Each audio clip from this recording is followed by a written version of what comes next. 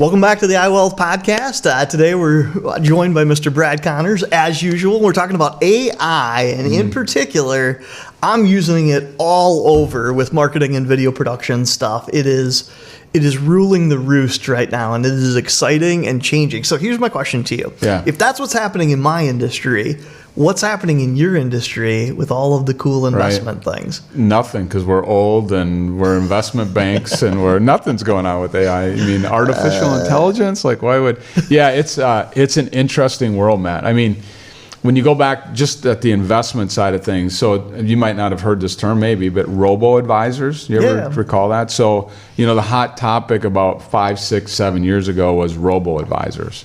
And what a Robo advisor was going to do is replace the financial advisor. So you and your wife sit down at a computer, take a risk quiz, send them money, and then they're just going to adjust the investments for you using robots, hence Robo advisor. And it was going to replace financial advisors. And I think for some people, a robo-advisor is just fine.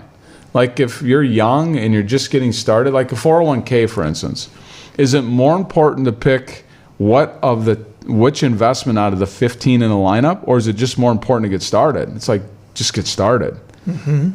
Find one, pick something in there, right? Just get your account growing, and then as it grows, do something else. Start to evaluate with it. Yeah. So anyway, to me, AI kind of started in my industry with robo advisors. Okay. And they're still out there, and a lot of companies have their robo advisors. In fact, we have one, and it's kind of set it, forget it, and then it's going to update you once a quarter, tell you what's going on. It's going to make trades for you, and based upon your risk, that's what happens with it. The problem is, when it comes to AI, if let's say that you go to ChatGPT and type in, what's the best stock I should buy today? Based upon price to earnings ratio or whatever, and it'll give you a stock, probably. I don't know, I've never done it. Probably gives you a stock. And you invest in that stock, but then when are you going to sell it? Like, will ChatGPT tell you when to sell it? No. But let's say it could.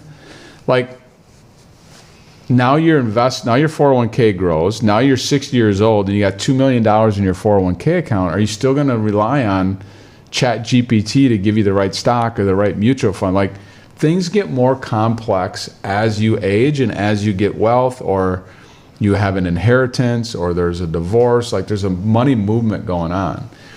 And I think, I help a lot of advisors, like talk to them and tell them where I think the puck's going, to use a Wayne Gretzky term, with this business.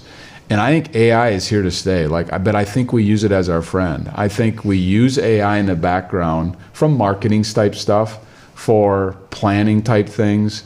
But ultimately, clients still need us. Some clients still need us when it comes time to make smart decisions with money. Like, AI is not there. AI cannot sit down with you and your wife and talk to you about what's important to you and what should be in your will, or how you should fix your beneficiaries because they're off.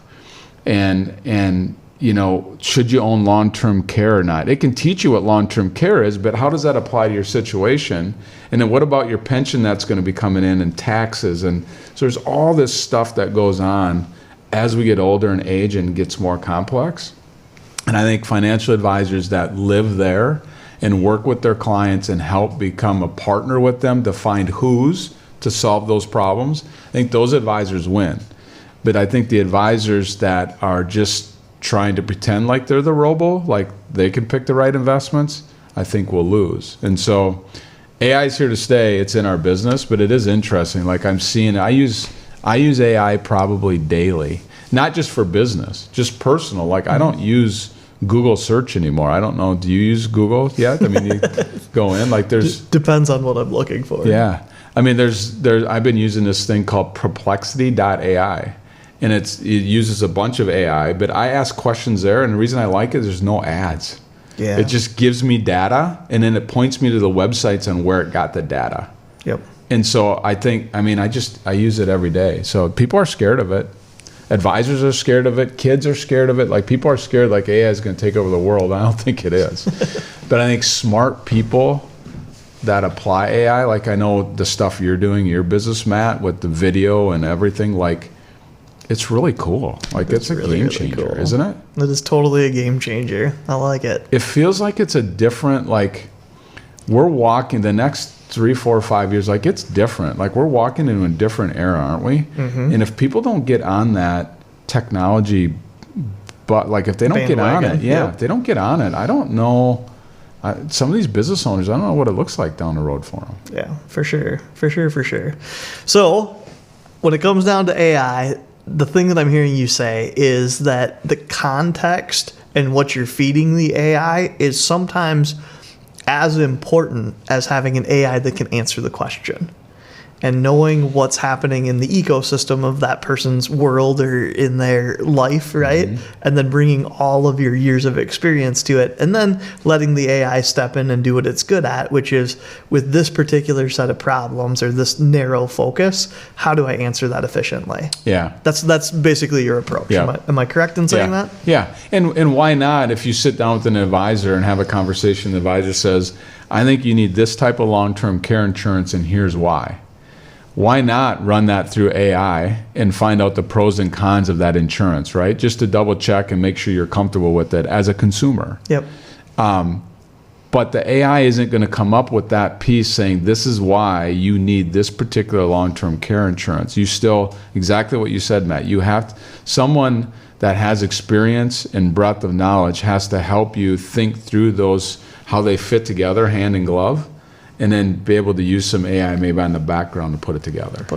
Yeah. So that's just a little bit about AI. And anything else we want to say about it?